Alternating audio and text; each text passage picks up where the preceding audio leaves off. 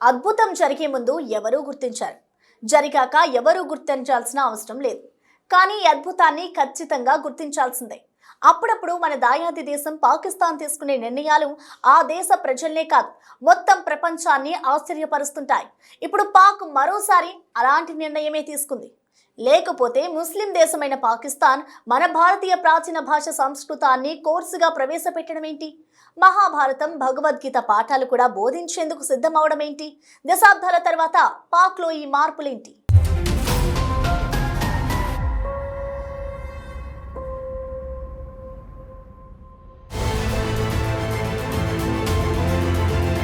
భారత్, పాకిస్తాన్ ఈ రెండు దేశాల పేర్లు వినగానే దశాబ్దాల ఉద్రిక్తతలు, వైరుధ్యాలే గుర్తుకొస్తాయి. ఈ క్రమంలో భారతీయ ప్రాచీన భాష సంస్కృతాన్ని, మహాభారతం, భగవద్గీత లాంటి గ్రంథాలను బోధించేందుకు పాకిస్తాన్ లాంటి దేశం సిద్ధమవటం అనేది అంతర్జాతీయంగా ఆసక్తి రేకెత్తించింది. దీన్నొక కీలక పరిణామంగా చూస్తున్నారు. రెండు దేశాల మధ్య అనేక అంశాలపై తీవ్ర వైరుధ్యాలు, ఘర్షణలు ఉన్నప్పటికీ పాకిస్తాన్ తీసుకున్న నిర్ణయం ప్రపంచ దేశాలను, భారతీయులను ఆశ్చర్యానికి గురిచేస్తోంది.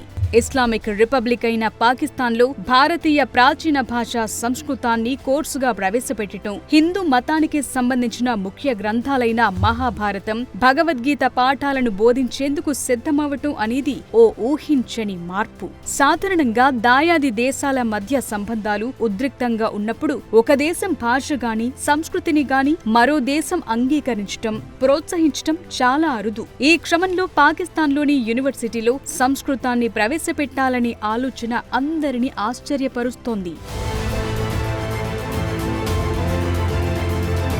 పాకిస్తాన్లోని Lahore university of management sciences ప్రపంచం దృష్టిని ఆకర్షించింది. దేశ విభజన జరిగిన తరువాత తొలిసారిగా భారత్కు చెందిన ప్రాచీన భాషా సంస్కృతాన్ని పార్ట్ టైం కోర్సుగా ప్రవేశపెట్టింది. అంతకుముందు వర్క్షాప్ కోర్సుగా ప్రవేశపెట్టగా అనూహ్య స్పందన లభించింది. 2027 నాటికల్లా పూర్తి స్థాయి కోర్సుగా మార్చేందుకు ప్రణాళికలు వేస్తున్నారు. అంతేకాదు మహాభారతం, భగవద్గీత పాఠాలు బోధించేందుకు కూడా యూనివర్సిటీ సిద్ధమైంది. అఖండ భారతదేశ విభజన తరువాత తొలిసారి పాకిస్తాన్లో సాంస్కృతిక వారసత్వాన్ని తిరిగి పొందే దిశగా చారిత్రక అడుగుపడింది. Lahore university of management sciences లో ప్రముఖ సామాజిక శాస్త్రవేత్త ప్రొఫెసర్ డాక్టర్ షాహిద్ రషీద్ చొరవతో ఈ మార్పొచ్చింది. గతంలో అరబిక్, పార్సీ భాషలపై పట్టు సాధించిన ఆయన ఏడాది పాటు కష్టపడి సంస్కృతం నేర్చుకున్నారు. సంస్కృతం మన ప్రాంతానికి చెందిన సాంస్కృతిక స్మారకమని చెప్పారు.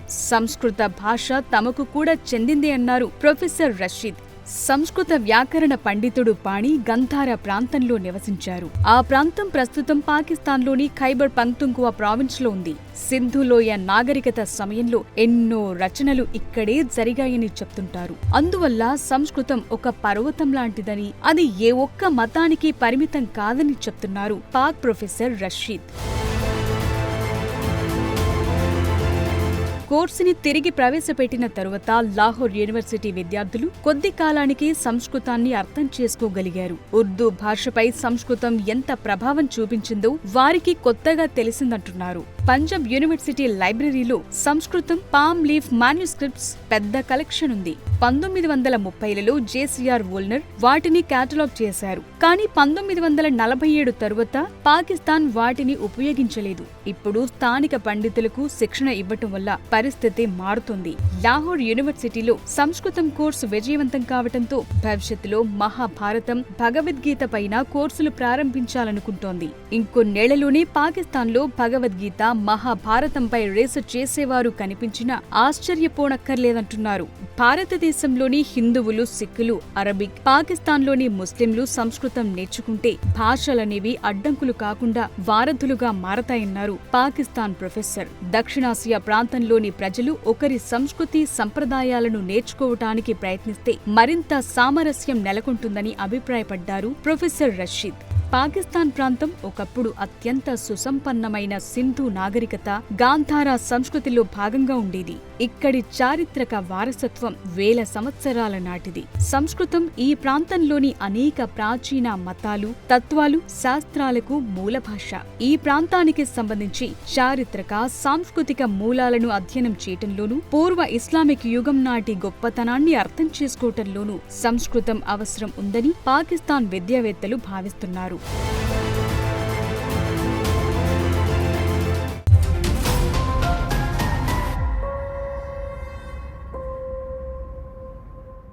ఒక ముస్లిం దేశం సరిహద్దుకు అవతలి ఉన్న దాయాది దేశానికి చెందిన గొప్ప సంస్కృతి, తత్వశాస్త్రాన్ని ఒక కోర్సుగా ప్రవేశపెట్టడం అనేది చాలా అరుదైన విషయం. అసలు సంస్కృతం, మహాభారతం, భగవద్గీత బోధన వెనుక పాకిస్తాన్ ఉద్దేశం ఏంటి? పాక్ తీసుకున్న ఈ సాహసోపేతమైన అడుగు రెండు దేశాల మధ్య కొత్త తరం జ్ఞానవంతుని నిర్మించడంలో ఓ కీలకమైన మైలురాయిగా నిలుస్తుందనడంలో సందేహం లేదు. ఈ మార్పు ప్రభావం ఎలా ఉంటుంది?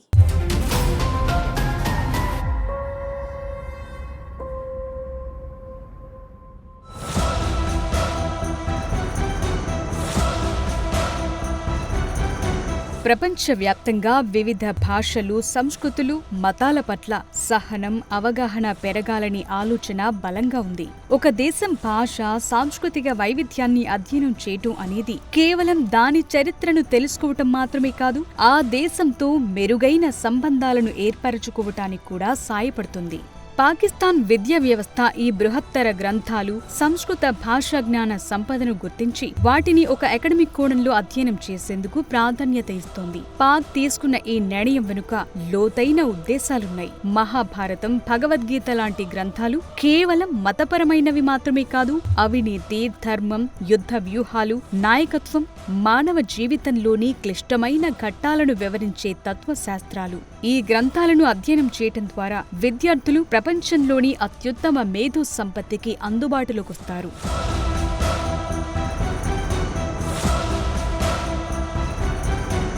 సంస్కృతం ప్రపంచంలోని అత్యంత శాస్త్రీయమైన భాషల్లో ఒకటి. దాని వ్యాకరణ నిర్మాణం, శబ్దోచ్చారణలో ఉన్న ఖచ్చితత్వం భాషా శాస్త్రవేత్తలకు ఎంతో ఉపయోగపడుతుంది. విభిన్న సంస్కృతులకు చెందిన జ్ఞానాన్ని తమ విద్యార్థులకు అందించడం ద్వారా పాకిస్తాన్ తన ఆధునిక దృక్పథాన్ని అంతర్జాతీయ సమాజానికి తెలియజేసేలా చేస్తోంది. పాకిస్తాన్లో ఉన్న హిందూ మైనార్టీలకు తమ ప్రాచీన వారసత్వాన్ని, మత గ్రంథాలను అభ్యసించే అవకాశం కల్పించడం అనేది ఆ దేశంలో మైనార్టీ హక్కులను గౌరవిస్తామనే బలమైన సందేశాన్నిస్తుంది. ముఖ్యంగా పాకిస్తాన్లో ఉన్న పురావస్తు ప్రదేశాలు, శాసనాలు, చారిత్రక గ్రంథాలను లోతుగా అధ్యయనం చేయటానికి సంస్కృత జ్ఞానం అవసరం. మహాభారతం, భగవద్గీత కేవలం మత గ్రంథాలు మాత్రమే కాదు, ప్రపంచంలోని అత్యుత్తమమైన మానవత, నైతిక, తత్వశాస్త్ర గ్రంథాల్లో ఒకటిగా గుర్తింపు పొందాయి.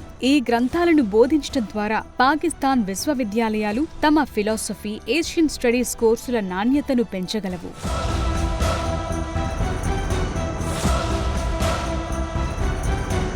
సంస్కృతాన్ని అభ్యసించడం వల్ల విద్యార్థుల్లో భాష విశ్లేషణ సామర్థ్యం సైతం మెరుగుపడుతుంది. ఇస్లామేతర సంస్కృతుల గురించి బోధించడం ద్వారా సహనం, పరస్పర గౌరవం, మత సామరస్యం పెంపొందించడానికి అవకాశం కల్పిస్తుంది. ప్రాచీన భారతీయ గ్రంథాలను అధ్యయనం చేయడానికి అంతర్జాతీయ పరిశోధనలకు పాకిస్తాన్ ఒక కొత్త కేంద్రంగా మారే అవకాశం ఉంటుంది. భగవద్గీత లాంటి గ్రంథాలను బోధించడం ద్వారా విద్యార్థుల్లో నైతిక చింతన, విమర్శనాత్మక ఆలోచన శక్తి పెరుగుతుంది.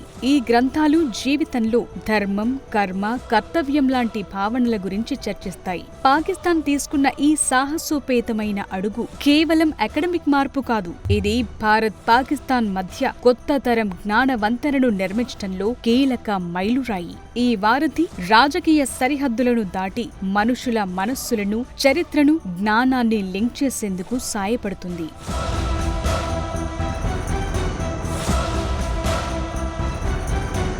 లాహోర్ యూనివర్సిటీ తీసుకున్న ఈ నిర్ణయం పాకిస్తాన్ అంతర్గత, బాహ్య సంబంధాలపై విస్తృత ప్రభావాన్ని చూపే అవకాశం ఉంది. ఇది కేవలం విద్యాపరమైన నిర్ణయం అయినప్పటికీ రెండు దేశాల మధ్య సాంస్కృతిక వారధి నిర్మించడానికి ఇదొక చిన్న అడుగు కావచ్చు. జ్ఞానాన్ని పంచుకోవటం ద్వారా దాయాది దేశాల మధ్య అపార్థాలు తొలగి పరస్పర గౌరవం పెరిగేందుకు అవకాశముంటుంది. ముఖ్యంగా పాకిస్తాన్ ప్రజల్లో చారిత్రక అవగాహన పెరుగుతుంది. తమ దేశం పూర్వ చరిత్ర చరిత్రను, ముఖ్యంగా ఇస్లాం పూర్వ చరిత్రను అర్థం చేసుకునే అవకాశం లభిస్తుంది.